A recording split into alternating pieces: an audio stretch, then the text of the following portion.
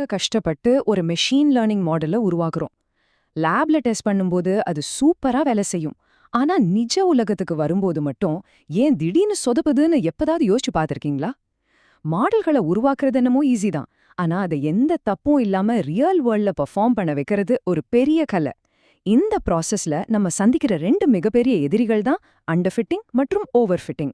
வாங்க, இந்த data science விளக்க காட்சியில இத பத்தி ரொம்ப சுவாரஸ்யமா பார்க்கலாம். ஓகே, நேர விஷயத்துக்கு வருவோம். ரியல் வேர்ல்டுல ஏஐ மாடல்ஸ் ஏன் ஃபெயில் ஆகுது?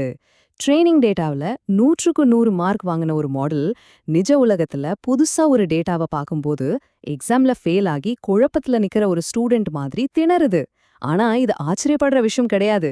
இதுக்கு பின்னால இருக்கிற சயின்ஸை தான் இன்னைக்கு நம்ம டீகோட் பண்ண போறோம்.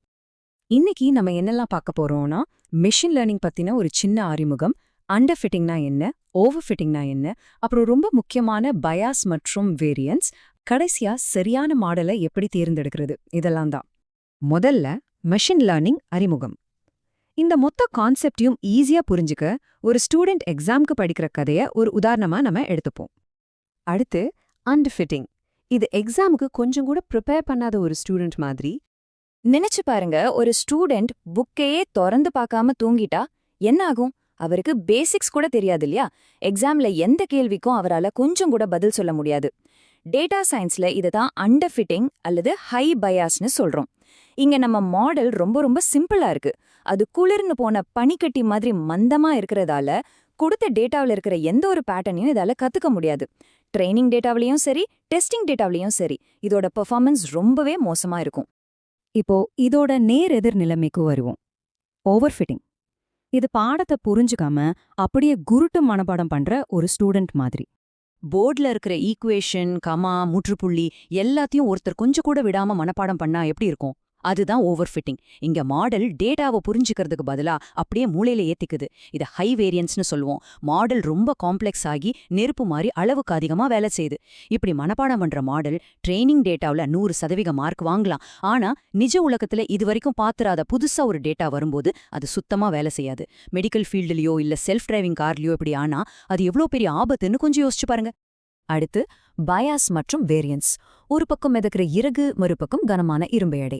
மிஷின் லேர்னிங்கோட ஒரு மிகப்பெரிய சவாலே இந்த ரெண்டுக்கும் நடுவுல ஒரு சரியான பேலன்ஸை கொண்டு வர்றதுதான். இதை இன்னும் கொஞ்சம் சிம்பிளா சொல்லணும்னா, ஹை பயாஸ், அதாவது அண்டர் ஃபிட்டிங்கிறது மாடல் ரொம்ப சிம்பிளா இருக்கிறது. அது எதையுமே கத்துக்கல, அப்படியே உறைஞ்சு போய் நிக்குது. இன்னொரு பக்கம் ஹை வேரியன்ஸ், அதாவது ஓவர் ஃபிட்டிங்ன்றது மாடல் ரொம்ப காம்ப்ளெக்ஸ் ஆகி கொழுந்து விட்டு எரியுது. உண்மையான இன்ஃபர்மேஷனை மட்டும் கத்துக்காம டேட்டாவில் இருக்கிற தேவையில்லாத நாய்ஸ், அதாவது இரைச்சலையும் கூட பேட்டர்னை நினைச்சு மாடல் மனப்பாடம் பண்ணிடுது. ஸோ நமக்கு ரொம்ப சிம்பிளாவும் இருக்கக்கூடாது, ரொம்ப காம்ப்ளெக்ஸாவும் இருக்கக்கூடாது. கரெக்டான ஒரு கோல்டிலாக்ஸ் பேலன்ஸ் தான் இங்க நமக்கு தேவை. அப்போ இங்க இருக்கிற மிக முக்கியமான கேள்வி இதுதான்: சரியான மாடலை எப்படி தேர்ந்தெடுக்கிறது? இந்த ரெண்டு எக்ஸ்ட்ரீம்ஸ்ல இருந்தும் தப்பிச்சு பெர்ஃபெக்டான மாடலை எப்படி உருவாக்குறதுன்னு இப்போ பார்ப்போம். அண்டர் ஃபிட்டிங் மற்றும் ஓவர் ஃபிட்டிங்கை தவிர்க்க டேட்டா சயின்டிஸ்ட் கிட்ட நிறைய பவர்ஃபுல்லான அல்காரிதம்ஸ் இருக்கு. உதாரணத்துக்கு டிசிஷன் ட்ரீஸ்.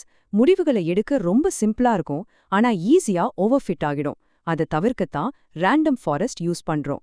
இது பல மரங்களோட முடிவுகளை ஒன்னா சேர்த்து தப்ப குறைக்குது. அதேபோல சப்போர்ட் வெக்டர் மெஷின் மற்றும் ரொம்பவே பவர்ஃபுல்லான XGBoost. இந்த XGBoost எல்லாம் பழைய தப்புகள்ல இருந்து கொஞ்சம் கொஞ்சமா கத்துக்கிட்டு மாடலை சூப்பரா டியூன் பண்ணும். நம்ம ப்ராப்ளம்க்கு ஏத்த சரியான அல்காரிதமை சூஸ் பண்றது தான் இந்த ஃபீல்டுல நம்மளோட முதல் வெற்றி. சரியான அல்காரிதமை தேர்ந்தெடுத்தாலும் கூட சில நேரங்கள்ல மாடல் ஓவர் ஃபிட் ஆகலாம்.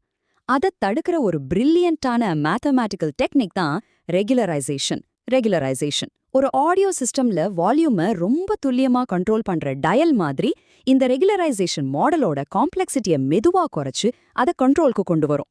முக்கியமா மாடல் அதிகப்படியான டேட்டாவை மனப்பாடம் பண்றது இது கண்டிப்பா தடுத்து நிறுத்தும். இந்த ரெகுலரைசேஷன்ல முக்கியமா 3 டெக்னிக்ஸ் இருக்கு. முதலாவது லாசோ. இது மாடல்ல இருக்கிற தேவையில்லாத ஃபீச்சர்ஸோட வேல்யூவை 0வா மாத்தி அதை மொத்தமா நீக்கிடும். இது ஒரு சூப்பரான ஃபீச்சர் செலெக்ஷன் மெத்தட். ரெண்டாவது ரிட்ஜ். இது லாசோ மாதிரி மொத்தமா நீக்காம ஃபீச்சர்ஸோட வெயிட்ஸை குறைச்சு மாடலோட காம்ப்ளெக்சிட்டியை கம்மி பண்ணும். மூணாவது எலாஸ்டிக் நெட். பேர்லயே இருக்கிற மாதிரி இது லாசோ மற்றும் ரிட்ஜ் ரெண்டோட பெஸ்ட் குவாலிட்டிஸையும் சேர்த்து வச்சு வேலை செய்யும்.